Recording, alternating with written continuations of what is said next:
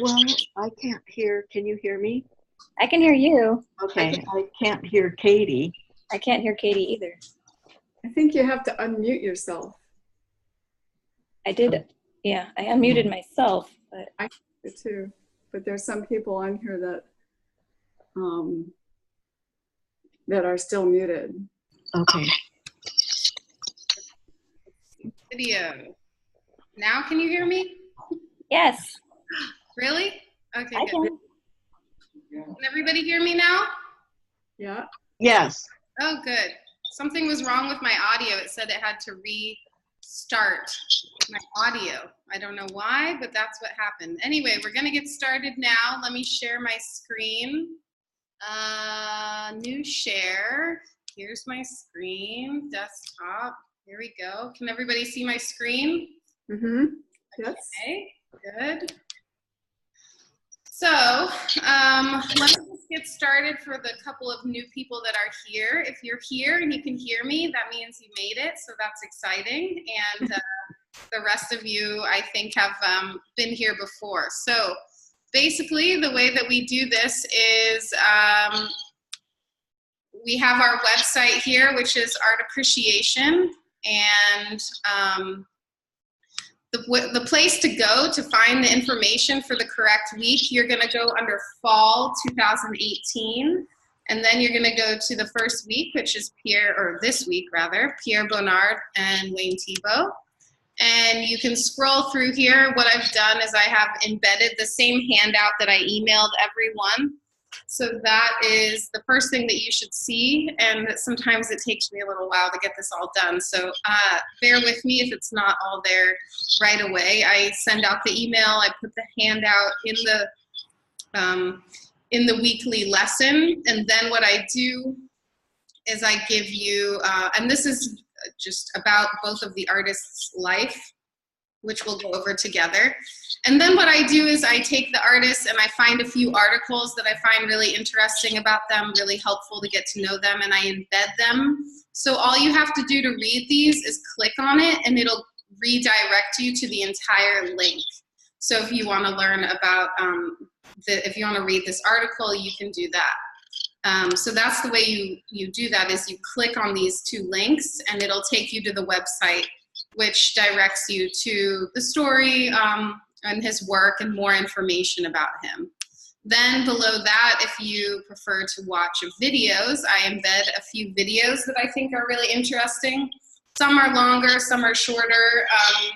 You can just take as much or as little time as you like for this, or maybe there's an artist that you really like and so you want to learn more about that artist, and this would be a good place to go to learn more about the artists. I watch all of these videos before I post them.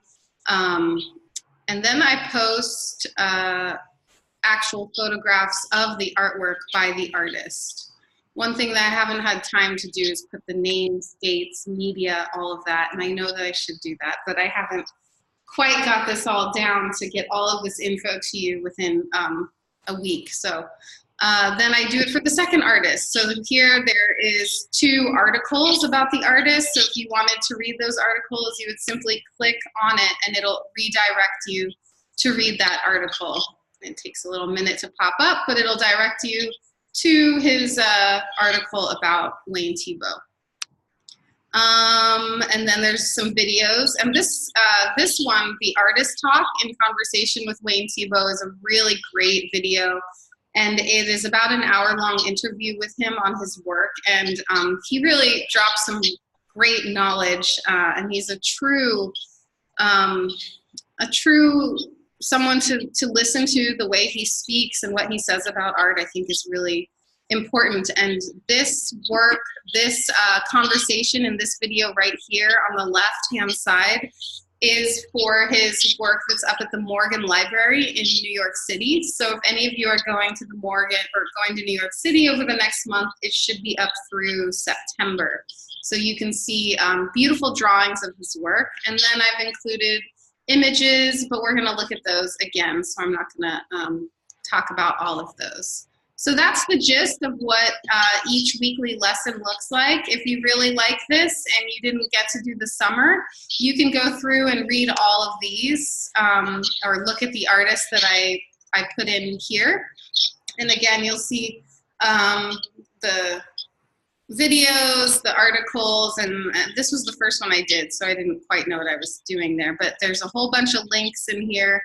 And this one is the only one of the last semester that I didn't get to videotape the lesson, but after that I realized that we could record the lesson. So for example, on this one and all of the other ones from last semester, you go through all of this and you can choose what you want to read or watch. And then when you get to the very bottom, this video is my lesson, just like we're talking right now. So this video will have that lesson for you. At the bottom of each lesson, I record this right now, and then what I do is I upload it onto a YouTube channel, and then I just put the link here so that you can watch the videos later, because I know we can't all make 1 o'clock on a Thursday afternoon. But let's talk a little bit about Bonnard and Wayne Thiebaud. So pretty exciting artists. I really love both of these artists. Oh, I don't know how to expand that more. Pierre Bonnard is a French artist. He was born in the late 1800s. He lived a pretty nice life. The things that are most notable about him is he was very obsessed with painting his wife, Marthe, and that wasn't actually even her name, but she and him were together for a very long time, and there's over 300 paintings, I believe, of her, and she's just living her normal life. And sorry, I live by the plains, so the planes are really loud. She was a huge subject of his, and he painted mostly from his memory. So he would watch her living her life in the bathroom or in the kitchen, and he did a lot of his own kitchen table, of friends visiting, but they're very intimate paintings of his life and his way of seeing his home and his world. And he is buried right near his home, on the grounds of his home. I wonder if any of you have gone to visit that place where he lived and died and is buried there. But he's a really famous artist because he was doing Impressionism after Impressionism was cool, and he was sort of given some backlash for that, and people didn't necessarily agree with what he was doing at the time, but he had a good amount of people who continued to buy his work, and he was able to live on his work and had a pretty nice life as a painter. Some things that, some quotes from him. He says, "Draw your pleasure, paint your pleasure, and express your pleasure strongly. Color does not add pleasant quality to design, it reinforces it." So Bonnard is what we know is known as a colorist, and a colorist is someone, you know, everyone has different things in their work that's important to them, and for him, this is actually the right handout, for him, color was, you know, part of the design, but it was also the most important part of what it is portrayed in his work today. He also said the precision of naming takes away from the uniqueness of seeing. A painting that is well composed is half finished. So what he's saying is composition is one part of the painting, and then there's the other elements that go along with it, and color being one of them. But he spent a lot of time, well, I'll get into that. Then we have Wayne Thiebaud. Wayne Thiebaud is a living, working artist today. He is 98 years old. I got to meet him last week. I was lucky enough to speak on a panel with him about his work, or about all of our work, really, and about our experience with a school that I went to. He was born in Mesa, Arizona in 1920. He has a son and a family, a wife, and he has a really interesting life. He worked making posters, and he worked for Walt Disney Studios, which is where he gets some of his cartoon quality from. So some people consider him a pop artist because he has some cartoon-like qualities to his work. I don't consider him a pop artist at all. I consider him an impressionist, but whatever anyone wants to think about that is fine. And then another interesting thing about him is that he served in the Air Force and was assigned for the Special Services as a cartoonist for the Air Force, and they made a motion picture unit that was run headed by Ronald Reagan. So that's pretty interesting. When you look at his paintings, you think of America, you think of pies, you think of cakes, you think of all the things that are, you know, part of the American dream, so to speak. But the thing that I find really beautiful about his work is his use of color. And his composition, but his use of color is just fantastic. So the choice I made today to put these two artists together is really that I think they're both colorists, and by that I mean that the colors that they use in the work carry the image more than anything else in the image. So more than the composition, more than the tone, more than the line, more than the shapes, more than anything else, it is the color that is what makes these paintings great. That's not color alone, but they are color. So one thing he said today while I was listening to one of his talks is he said, drawing keeps you from cheating. And I thought that was such a great way to say it, because I'm always trying to get everyone to draw. And I'm always saying that drawing is the foundation of art, but I thought it was really true. You can't really cheat when you're drawing. It's all there right in front of you. All your mistakes show, all of your wrong lines, and it's really a struggle to keep searching and looking and really seeing. And some other things that he said painting is more important than art. And he also says, I haven't the slightest idea what art is, but to be a painter is something of which you have to prove. And I think all of these things that he says are so true, and really, you know, we're not talking about art, but he's talking about searching, and he's talking about what painting is to him is really about being honest and not cheating and trying to find the best means to translate what you're looking for. So let's take a look at some works of art here. PowerPoint, get this going.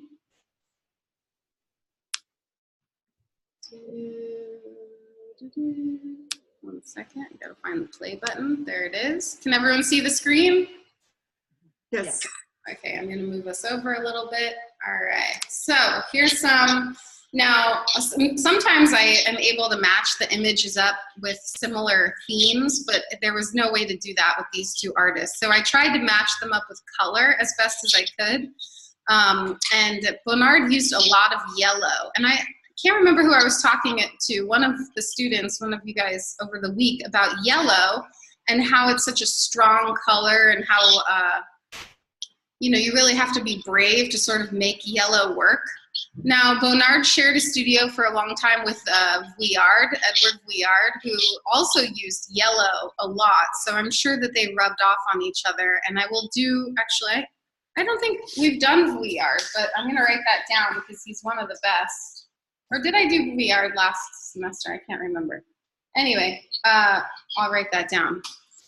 Anyway, as you can see, there's something here that is not in a lot of paintings, and what the first thing I catches my eye when I look at these paintings is the amount of light that is coming through, the amount of light that is transferred through these paintings. I once had a teacher who said that you cannot use pure white in a painting, and I thought to myself, well, what about Wayne Thiebaud? Because he must use a tube of white paint every time he makes a painting. He's got them so thick sometimes the paint actually looks like frosting, not just in the nature of that he's painting cakes, but in the thickness and the way he's used a palette knife to apply the paint in these thick marks that really look like frosting. So This one was sort of like a green seafoam green color that I was going for in my match with this one. But I see a lot of times, I notice with these two artists, is they use complementary colors in a really exciting way. They put colors next to each other that wouldn't necessarily go together, but they work beautifully together in the way that they're brave in their color, I would say. You know, the way that they've chosen to make this bowl over here is almost completely white. And these other colors are really, it's a dancing with color throughout the space. And what Wayne does down here is he uses the color, and I notice a lot of times around his shadows, he puts a blue line and an orange line. Those are almost complementary colors, but what it does is it really makes the images pop. The next thing here is pink. Pink and whites, and we have, I think that's Bonnard's wife, Marthe, and she is sitting at her kitchen table, and he was really interested in using his memory as a means to describe his paintings, and he would spend time looking and looking and looking, and he'd say, okay, well, I see, you know, she has brown hair, but I see bits of red from the light, or I see bits of purple in the shadows, and just a constant searching for the colors and knowing that there is more than one color in everything that we see. And I think that's what makes these paintings really beautiful for me. And Wayne Thiebaud does a similar thing. You know, how many of us would find red in our shadows? But he's gone and done it right here under the ice cream cone. Red shadows, same with on the table. And they're highlighted with blue, white, black. So he's not ever looking at a shadow color and putting one color down. Neither of these artists do that. They're finding multiple colors within colors. So the sides of these ice cream cones have light blue, pink, red, orange. And you can see that they didn't accept just the first thing that they put down, but they've gone through a series of searching. And that's another thing that Wayne Thiebaud said today. He said, you know, when you get it wrong, that's when the fun part starts. It's when you get to fix it and move things around. Oh, this image isn't coming out very clear, but a couple of landscapes here with a lot of green, and you can see this is actually sort of a toned down painting for Wayne Thiebaud. He often uses really bright color, but he did a series of landscapes that I personally think are better than the cakes. These California landscapes of San Francisco that are just fascinating. And he said they're not really any particular place. He's pieced things together from other places. And then you see Bonnard's thoughtful marks here. And you can see how he's searched around the positive form to find the negative spaces of yellow, which are really just making this silhouette of this branch pop out in an incredible way. They look dreamy to me, but all of these paintings have sort of another world quality to me, which is why I think I like them. I love color. I think we're all seduced by color, but what they've done here is push it into a different realm. And it's almost like another, I gotta make sure I don't go over. All right. I could talk all day about these guys. Again, we see a yellow wall, and a lot of times I hear comments, oh, there's just a wall back there. It's just a wall. There's nothing to paint. And I think to myself, well, that wall has tons of color in it. And here's a perfect example of what Bonnard has done with a wall, a yellow wall.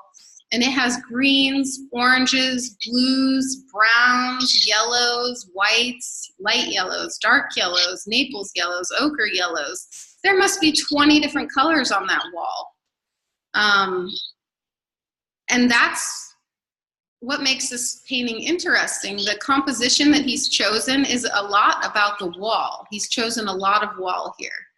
And, you know, sometimes we think that whatever we're drawing is not exciting. And I beg to say that, you know, that's just the beginning, just the starting point of seeing.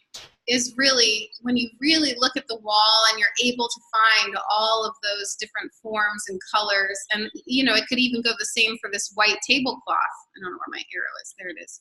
This white tablecloth is not a white tablecloth, is it? It's a black tablecloth and a blue tablecloth and a yellow, orange tablecloth. So things that we could say are boring are never boring. The inside of his home probably didn't look as magical as his paintings do, although I haven't been there. So if you go to Kane's and go to his house, please let me know and tell me about it. But you can see that they found the beauty in the simple objects. This is one of my favorite paintings by Bonnard Thiebaud, and it is living currently at the airport, the San Francisco airport. So if you go to the San Francisco airport, there are a couple gems there, and this is one of them.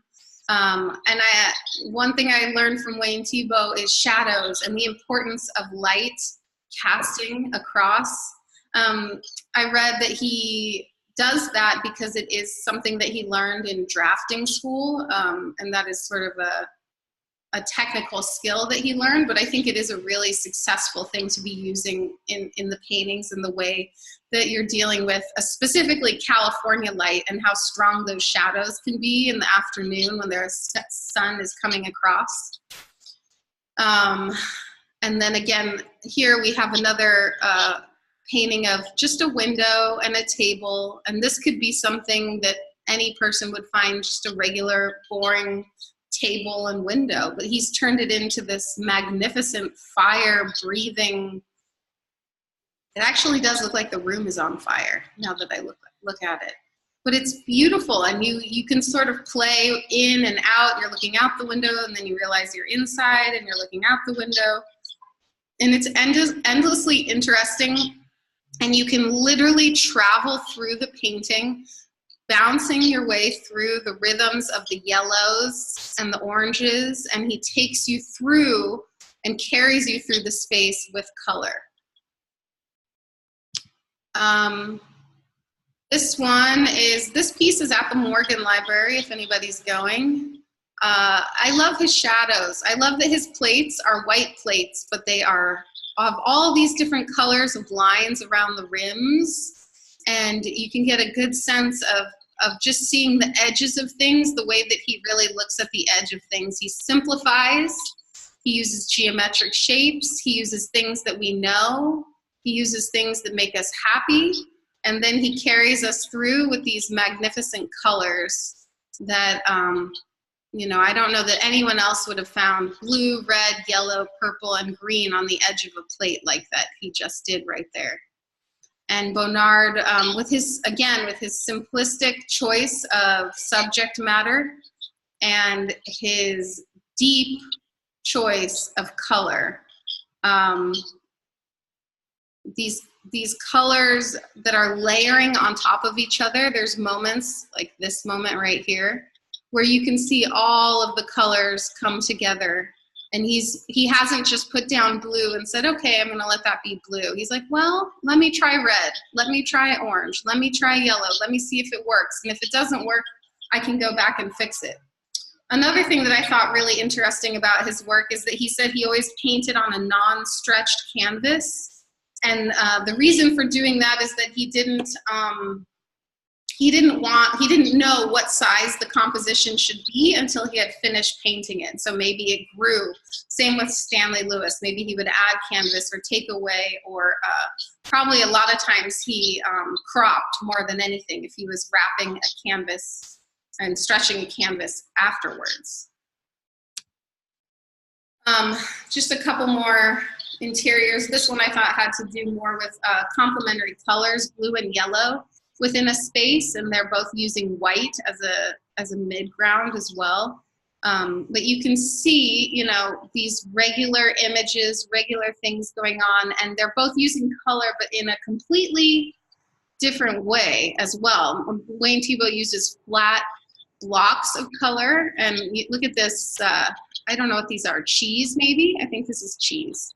But look at how he's done this. Dark yellow, light yellow, white, white, these stacking of colors that mimic the eggs here.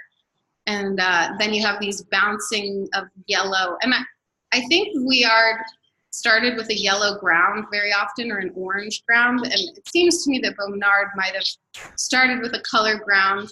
By that I mean painting the canvas all one color first. So maybe he painted it all yellow or painted it all blue to get started. So if you're stuck in the studio and you don't know where to get started, maybe try by painting your canvas yellow or painting your canvas blue, and then go from there and see what happens. But I hope these paintings inspire you guys, because I think they're just fantastic, beautiful paintings. And I'm sorry that the Wayne Thiebaud paintings are not coming out as clear. Here's another example of using tons of different colors and still making it work, and purples and oranges and yellows and blues. And there's Marth again in the corner, always part of his narrative. And here's I don't know if you've all driven through parts of California where there's lots of farmland, but seeing these paintings is really nice reminiscence of just what you see on your trips up to San Francisco. But he does it with so much more color. You know, you drive through and you think, wow, everything is desert and everything is yellow ochre. But it's not. It's a lot more exciting than that. I think this is one of the last ones. Back to yellow. Yellow in these paintings, yellow and blue, both of them. There's a bounce between the darks and the lights. He does it here as well. And check out his shadow again. It's not just blue, but he's got this outline of orange to yellow to white to green. So I challenge all of you, and look at the shadows under here for Bonnard under this beam. He's got, or maybe that was his easel set up right there. He's got red underneath there and the shadow colors. So my challenge for all of you is to try to make a painting or a drawing or pastel or oil pastel or whatever you like to use in color, but be as explosive with color as you can and as wild as you can. Look at these trees, and they're not just green. There's orange and reds and purples in there. So I challenge all of you to try to really look at whatever it is you're drawing, and it can just be your kitchen table, and try to see as many colors within the colors as you can.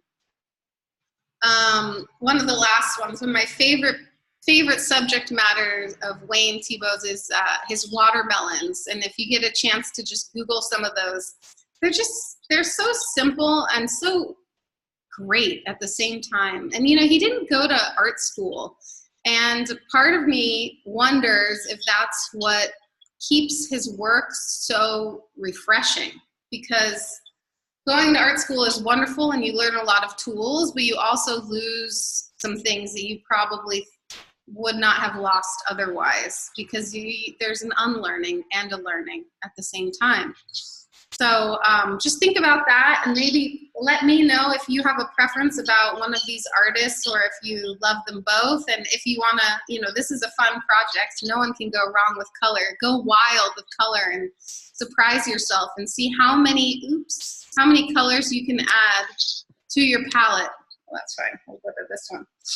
Last but not least, Bonnard is very famous for his bathtub paintings. So if you weren't aware of Bonnard until now, you're going to start recognizing these paintings around, because he's so well known for these paintings. And you'll probably see some Wayne Thiebaud around as well.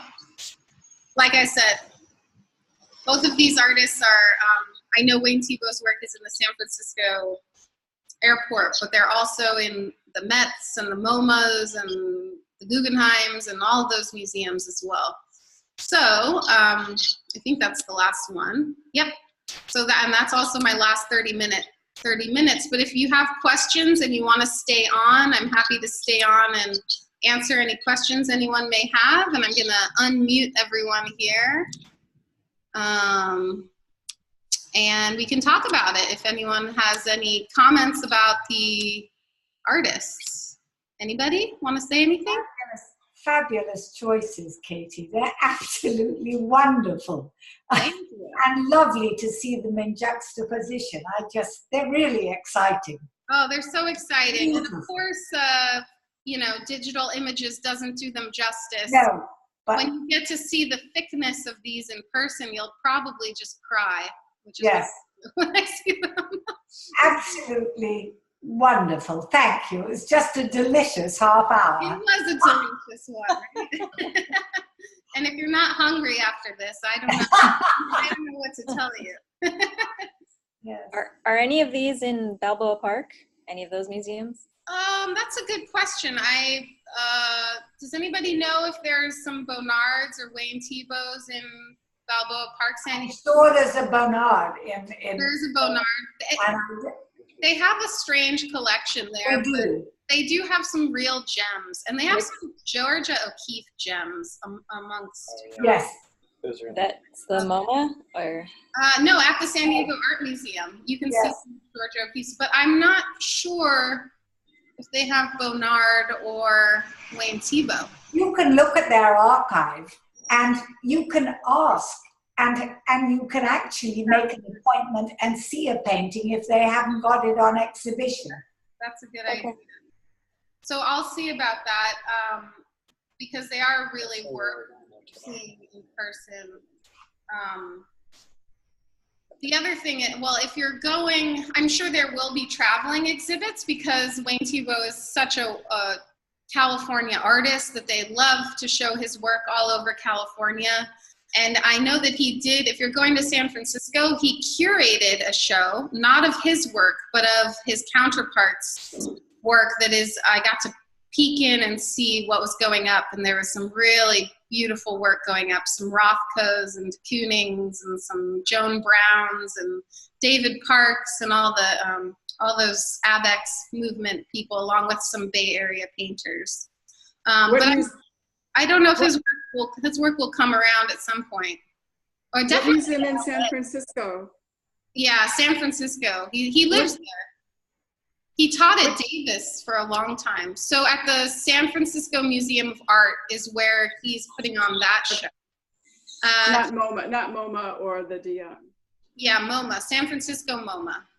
Okay. What's it entitled? I don't know. Well, I just wondered what. I mean, it's a choice of painters from a certain period. They're just his choices from the San Francisco MoMA collection. Aha. He was choosing works of his choice from whatever the permanent collection of the San Francisco MoMA is. And that show is probably like today or something. But it's not. At MoMA, there are, in their permanent collection, there are some Thiebaud's and some Bonnards. Yeah, and if you go to LA at the LACMA, MoCA, Yeah. they're there for sure. And actually, there's a piece he shows at Bergen Gallery, and his work. I have a piece showing with him right now in at Hackett Mill Gallery in San Francisco. It's just a little print of his, but it's pretty cool. So if that interview comes out with him at any point, I'll share that out for you. And if you get a chance to watch those interviews, especially the Morgan Library one, and that work is up through September, that's just a really great interview that he did. Any other questions? I don't have any questions, but I just want to say I think this is great that you're doing this. Oh, thank you. Yeah, I really love it. Who is speaking? What is lovely, Katie, is you pointing out the things, particularly the way they used the shade, and Thiebaud used, a red or a blue or all those things are really interesting, and the way he really defined it. Yeah, well, I mean, you have to imagine him just sitting outside and looking out in the sky and deciding that he saw all those colors, which I think is just fascinating. Yeah. I know that he didn't put down a color that he didn't actually think he saw, and that's what makes it really good, because you can't fake it. Like, you can't cheat at drawing, like he said. You can fake it, but don't you feel like if you're faking it, other people know it in your work? And Oh, they have to, because you see it glaring at yourself when you make a mistake. yeah. So Thanks everyone for coming on. Thank you. Thank you, Katie. And if you get a chance to watch any of those videos or look up more of the work or make a painting, send it to me. You can email it to me at kruiz@sdccd.edu. All right, see you next week, everybody. Take care. Thank you. Thank you. Bye. Bye.